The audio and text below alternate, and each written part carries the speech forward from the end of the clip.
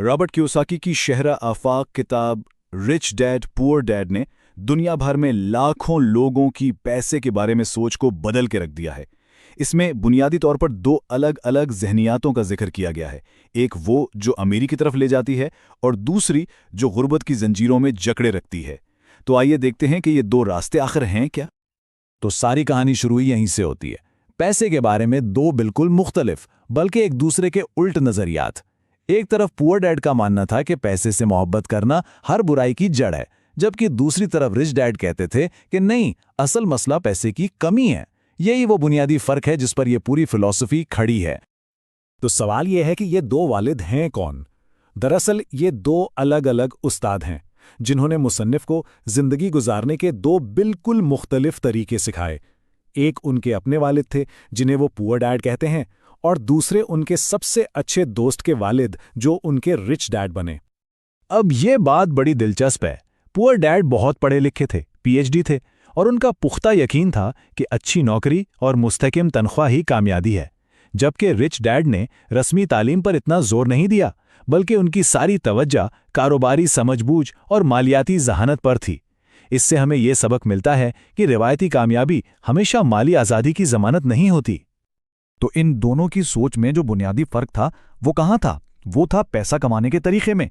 एक का फलसफा था कि जिंदगी भर पैसे के लिए काम करो, जबकि दूसरे का फलसफा था कि पैसे से अपने लिए काम करवाओ।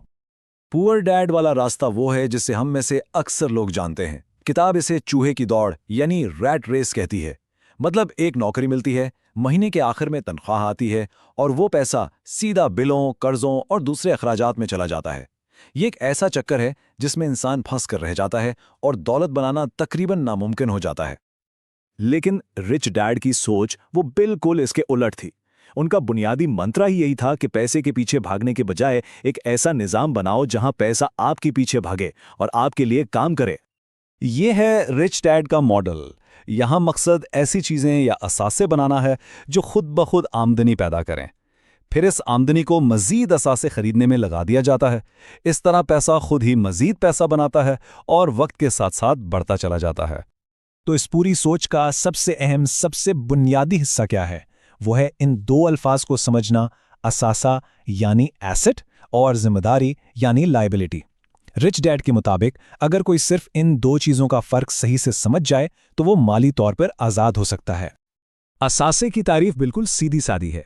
कोई भी ऐसी चीज़ जो आपकी जेब में पैसा डाले, जैसे किराए पर दिया हुआ कोई घर, मुनाफा देने वाले स्टॉक्स या कोई ऐसा कारोबार जो आपकी मौजूदगी के बगैर भी आपको कमा कर दे।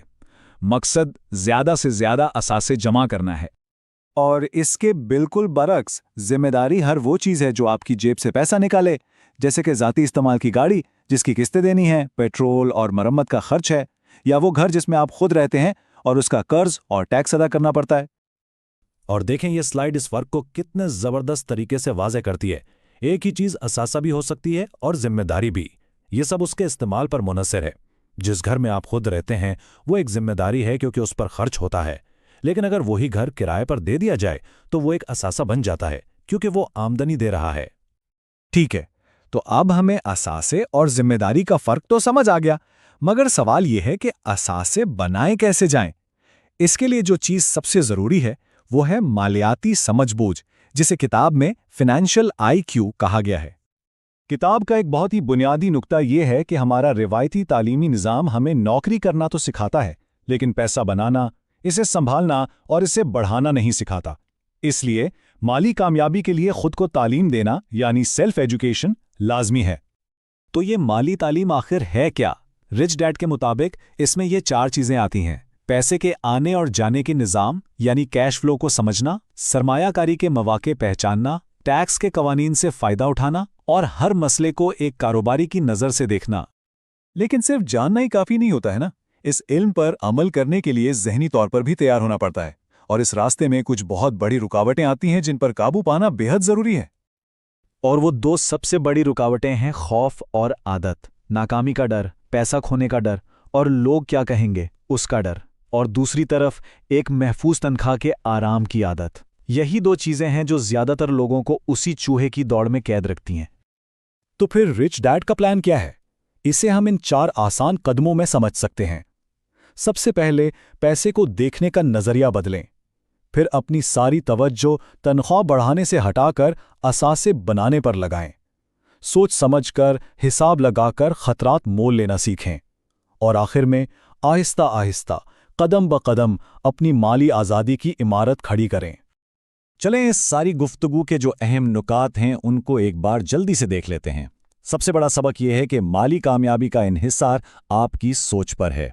असासे और जिम्मेदारी का फ़र्क जानना बुनियाद है। असल मकसद पैसे के लिए काम करना नहीं, बल्कि पैसे से काम करवाना है, और उसके लिए सीखने का अमल कभी भी रुकना नहीं चाहिए।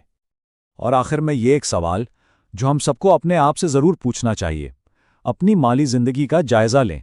क्या ऐसी चीज़ें बनाई जा रही हैं जो जेब में पैसा डालें, या सिर्फ वो चीज़ें जमा हो रही हैं जो जेब से पैसा निकालें? इसका जवाब ही आपके माली मुस्तकबिल की सिमत तय करेगा।